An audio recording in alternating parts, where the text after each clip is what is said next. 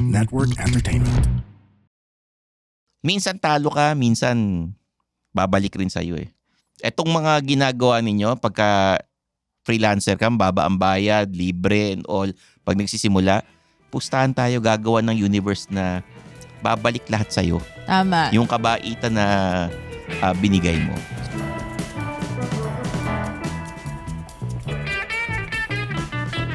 Mga Immortal, welcome to the Underpaid Podcast. I'm your host, Stanley Chi. Ito ang podcast na pro-employee para sa mga Immortal, where we talk about work-related topics in a light manner na parang nagkukwentuhan lang tayo sa pantry. This is the podcast for the working class, and in this episode, pag-uusapan natin, oh no, hindi na rin yung kontrata ko bilang isang freelancer. Grabe. Ano na ang gagawin ko? Okay? Kasama ko, syempre, ang inyong career coach and Upwork expert na si Zar de los Reyes, CRSP. Pero bagong lahat, Zar, like and subscribe to the Underpaid Podcast sa Spotify and Apple Podcast. Leave a comment, rate the podcast, i-share nyo sa mga kaibigan ninyo, answer the poll question. And if you wanna watch the video podcast, mag-subscribe kayo sa YouTube channel ng The Pod Network Entertainment. Nasa social media po ang Underpaid. May Facebook group, may Discord group. Nasa Facebook, Instagram, TikTok, at follow nyo rin po ako at Stanley Chi on all social media platforms. Nasa LinkedIn din po ako. At ang collaboration namin, ang Suplado Motors. Nasa lahat ng social media, Facebook, YouTube, TikTok, Instagram. At saka may show tayo, di ba? May segment.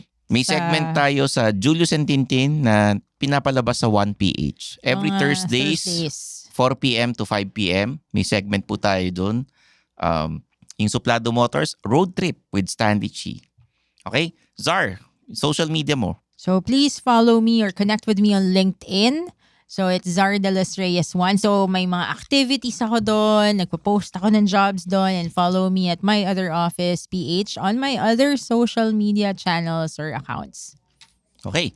Simulan na natin tong episode kasi maraming freelancers, pag meron silang contract for 6 months, syempre masaya sila. Uy, 6 months buhay ako. Ikaw usually ba? Ano yung mga contracts mo? Di ba yung sa TV shows mo? Ang TV Gaano shows kasi, katagal? ang TV shows, 1 season is 3 months. Mm. Sa radyo ganun din. So may 3 months, 3 3 months months. contract ka. Ang radyo dati, 3 months ang kontrata, nagre-renew. Ah, okay. Ang TV show, kadalasan 6 months yan. Or per season. Depende kasi pag daily show yan, 6 months na or 3 months yan. Depende sa usapan ninyo. And then, syempre kami, hindi naman kampante na, uy, tuloy-tuloy na to buong taon. Yeah. Syempre, magdedepende yung buhay ng programa sa advertisers. Ah, okay. Yun. So, may ads, binaback upan ng network, edi masaya kung tuloy-tuloy. Syempre. Pero may mga palabas na parang Netflix, per season, 12 episodes to 13 episodes, ganyan. Ang weekly shows, 13 episodes. Mhm. Usually, yung 13th episode, replay yun. Ah, talaga. Kita na yan ng kumpanya. Kasi Oo. pag replay, di mo naman babayaran yung mga talent eh. Tama. Diba? Oo So nga, kung may no? pumasok na advertiser sa kumpanya na yan, sa network na. Ako yung mga contracts namin, usually sa freelance, merong 6 months, merong indefinite. Mm. May contract ka, pero wala namang end date. May 3 months. Merong mga fixed term. Like, for example, project-based siya. Tapos may mga milestones. So, may mga ganun. Parang yung dati, yung nakuha ko sa Upwork na kliyente, monthly yun eh. Monthly ba? Oo, monthly yun. Binabayaran contract ako. mo? Contract ko, monthly yun. Tapos, it actually depends on the employer. Pero, Tama. halimbawa, you get a project o natapos mo yun within 3 months, syempre hanap ka na ng iba. Paano Oo. kung masyadong mahal ang singil mo, hindi na na-renew, naghanap na mas mura? Mm-mm. O di syempre, hanap ka na rin ng panibagong pagkakakitaan. Oo. As freelancers, ganun naman tayo. Hindi pwedeng kampante. Tama. Pag bago ka sa freelancing, minsan iniisip mo yung trabaho forever na yan eh. Minsan na. Hindi Kasi mo- nasanay tayo Oo, dun sa dahil 9 to nasanay 5. ka. Dun sa Pero paging ako- regular employee.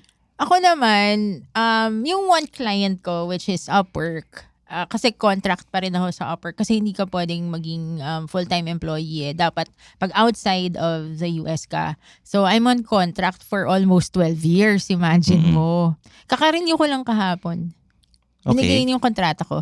Tapos magsa-start yung new contract ko sa end of July. Every ilang months ka nagre-renew ng kontrata? Every 6 months. Okay. So yung sa'yo, international kasi.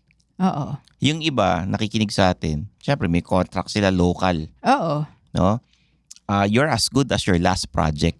Oo naman. Para sa mga immortal Alam na mo, nakikinig. even naman sa akin. Oo, lahat tayo. Oo. So, as freelancers, bukod sa, we discussed about health cards, we discussed about mag-iipon ka ng emergency fund na 1 year ng sweldo mo, meron ka dapat para pag nag-resign ka or kung ano man ang mangyari sa'yo, meron kang panggastos, lalo na kung ano ka, breadwinner.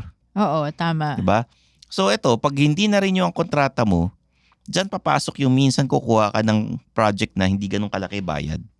Oo, parang bridge job. Parang siya yung, sige, kahit malitang bayad, at least, alam mo monthly. Kukuha ka ng retainer na fee. Yeah. As a consultant man yan, as a social media manager, or yung VA, virtual assistant, di ba? Ganun ang ginagawa ng ibang immortal. Dati, nung mga, yung nagsa-start pa ako sa freelancing, I took mga 2 to 3 jobs at the same time. So, minamanage ko yung schedule ko. A lot would think it's overemployment. Hindi basta ma-manage mo yung time mo. Oo. Lalo na ngayon, kasi puro work from home. Tapos, puro virtual pa. Hindi mo kailangan ng na lumabas ng bahay kahit nasa loob ka lang. Tapos wala masyadong gastos, di ka lumalabas. Hindi ka masyadong kakain sa restaurants. Hindi mo kailangan ng pamporma, di ba?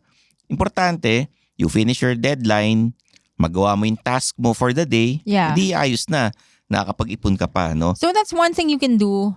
If you're unsure kung marirenew yung contract mo, you could get other clients. And even if you're sure na marirenew, still get other clients pag nagfe-freelance ka. Pero kung kunwari, ayaw mo, edi okay, wag, di ba? Ganun lang kasimple. Pero to secure yourself, you really have to get other clients. Even me, sometimes I get other clients and actually the clients I get are lower than what my client now pays. Okay. Like lower, like 50% lower And I'm very much aware na, kunwari, worst case scenario, I lose my job. I'm very aware na ang pinakamadaling makuha kong job is technical recruiter. Because usually, yung mga roles ko, like senior manager, usually mga internal yan Wala naman akong problema maging technical recruiter. Actually, okay yun lang yan Kasi ibig sabihin, magsa-source ka, mag-interview ka, tapos uwi ka na, di ba? Pag manager ka kasi, ang dami mong iniisip Oo. Kanya-kanya yan. So kung kayo, mga immortal, meron kayong high-paying freelance jobs, huwag kayo masyadong kampante. Kasi ang pagiging freelancer, parang pag-ibig yan. Walang forever. Walang forever na kontrata. Tama. Diba? At saka dapat di ka rin maarte sa trabaho. Hindi ka masyadong mapili. May mga kukunin tayong trabaho na malitang sweldo pero hawak natin yung oras para makakuha pa tayo ng ibang kontrata. You know, I love watching yung mga TikToks na merong mga TikToks sinasabi, working on 3 jobs to save $100,000. Mga ganon. May target talaga siya. So, ang dami ko nakikita ganon. Tapos, ang sarap niya panoorin kasi nakikita ko kung paano nila minamanage yung time nila, yung schedule nila. Kasi parang nagfe-freelance sila. Actually, parang employed siya Okay. Kaya lang, madami siyang mga trabaho kasi nga nag-iipon siya. So, ang sarap-sarap panoorin nun. Hindi siya kampante. Plus, may goal pa siya na makasave ng $100,000. Which is dapat ginagawa natin bilang immortal. Alam mo, minsan kahit na freelancer ka man o regular employee, kailangan mo rin talaga ng side hustle. Oo. Ginagawa naman natin to tinuturo natin sa underpaid na your 9 to 5, will help you pay the bills. Pero Your yung 5 to 9. Oo, yun ang magpapayaman sa'yo, yung 5 Oo. p.m. to 9 p.m. or minsan 10 p.m. pa nga. Oo. And tayo, example ko lang, meron tayong mga working weekends. Nag-shoot tayo ng Suplado Motors. Actually, pag Sabado, Mm-mm. nasa shoot kami ni Stanley, Suplado Motors. Imagine mo, gumigising ako ng mga 9.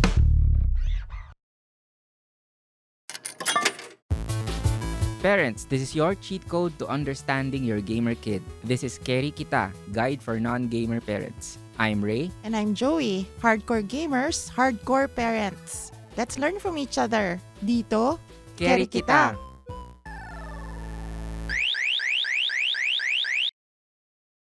Okay, 5 to 9 mo. Yung Suplado Motors, every Saturday, yun yung namin, yun yung working weekend namin na Sabado ng umaga hanggang hapon. Alam mo ba, grateful ako dun sa Saturday shoot natin. You're welcome. Sandali lang, di pa ako tapos, Stanley. Okay. Okay. Ano gusto mo marinig? Thank you, Stanley, for the opportunity to be part of Suplado Motors. Yes. You're welcome. Buisit ka. Hindi. O, ikwento mo na. Thankful kami sa Saturday ito, na shoot. Mababaw. Medyo mababaw. Pero alam mo yung siguro hindi mababaw for me. Hindi ako gumagastos pag Sabado. Hindi kasi mabait yung kliyente natin. Oo, pinapakain tayo. Pinapakain kami. Tapos ng shoot. Tapos, Ang gastos naman natin dun, kape. hindi, pero may budget kasi tayo. Oo, So, tapos I mean, pati panggas. personally, wala Oo. akong gastos. So, yung Saturdays ko, as in, zero spend ako. Yan, kasi Ayun. nga, nilagay natin sa budget yung pagkain tsaka yung panggas. Gas. And then, maswerte kami na meron kaming team na maaasahan dun sa okay yung Suplado team Motors. namin, grabe. From the cameramen, the writers, tapos meron tayong video editor. Oo.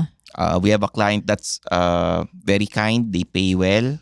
Ang galing Diba? ng team natin. And of course, we wouldn't have done it without Julius and Tintin rin eh. Oo, Tinulungan tama. talaga ako nila Julius and Tintin. Pero imagine mo, on top of my full-time job and other things, and on top of your full-time job rin, because you have Phil Kotse and everything else. And I have the One News. One News. Tapos may hosting gigs. Oo, no? you're hosting gigs. We still have these projects.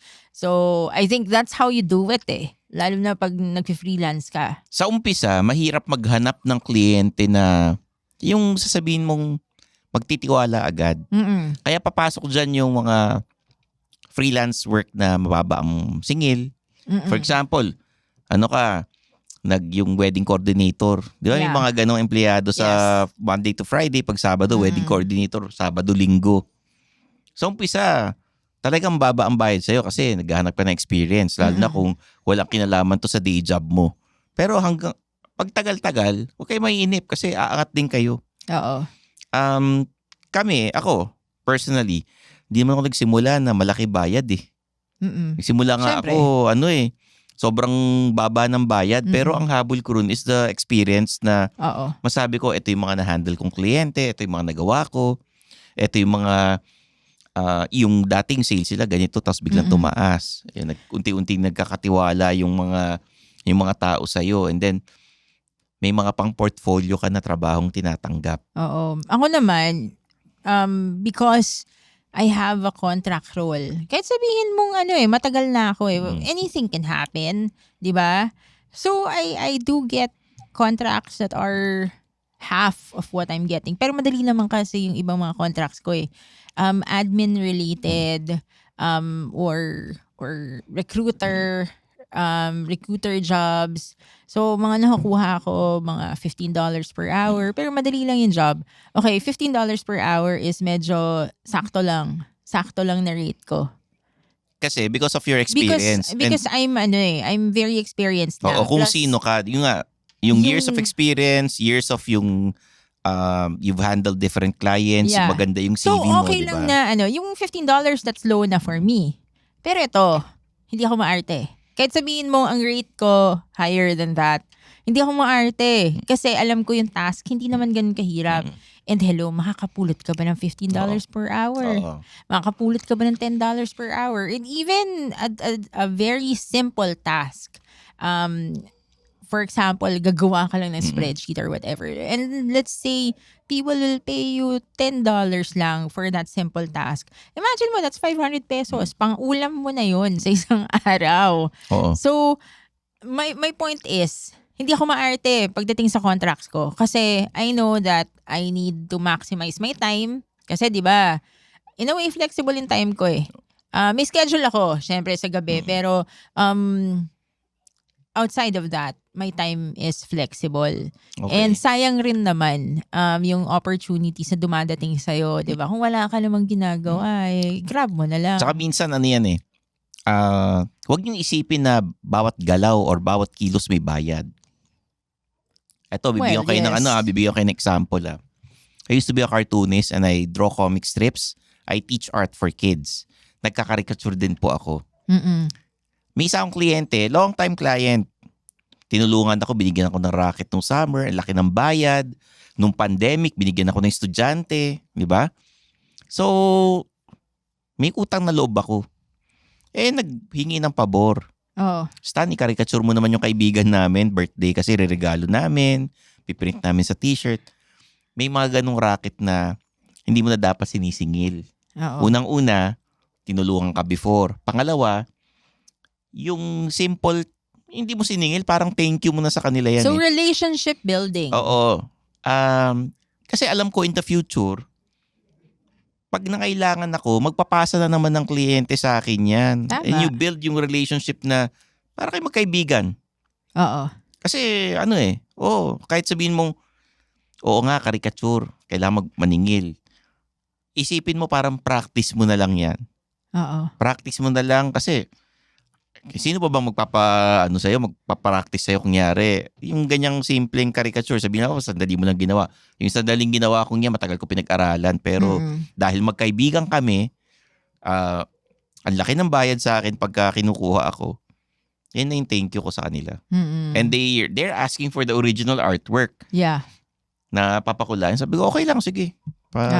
Kung ipapa-frame nyo and all, ganyan. Kaya lang, hindi ko na ma-revise kasi mano-mano ko din drawing. Hindi siya digital.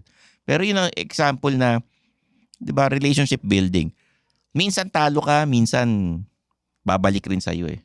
Etong mga ginagawa ninyo, pagka freelancer ka, baba ang bayad, libre and all, pag nagsisimula, pustahan tayo, gagawa ng universe na babalik lahat sa'yo. Tama. Yung kabaitan na binigay mo. So, yan. So, tips for contract renewals para hindi ka ma-stress. I think one of the tips, I personally did it, is to get more than one client.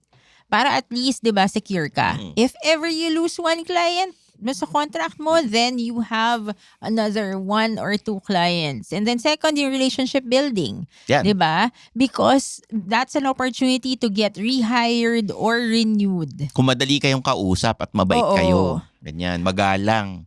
Oo. Ano pa? And third, if ever you're up for contract renewal, try to renegotiate your contract.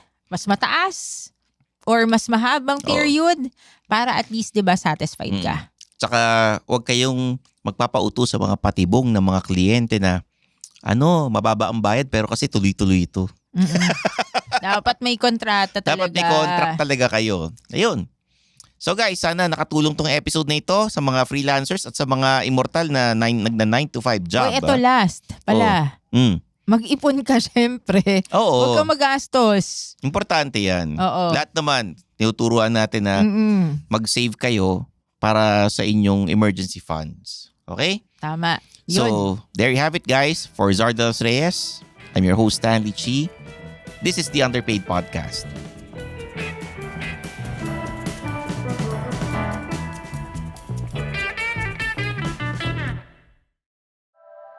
The opinions of podcast creators, hosts, and guests are not necessarily reflective of the official stance of the Pod Network Entertainment, its hosts, or other network programs. The content created by the people behind the podcast is personal and not meant to harm any religion, ethnicity, group, organization, company, or individual.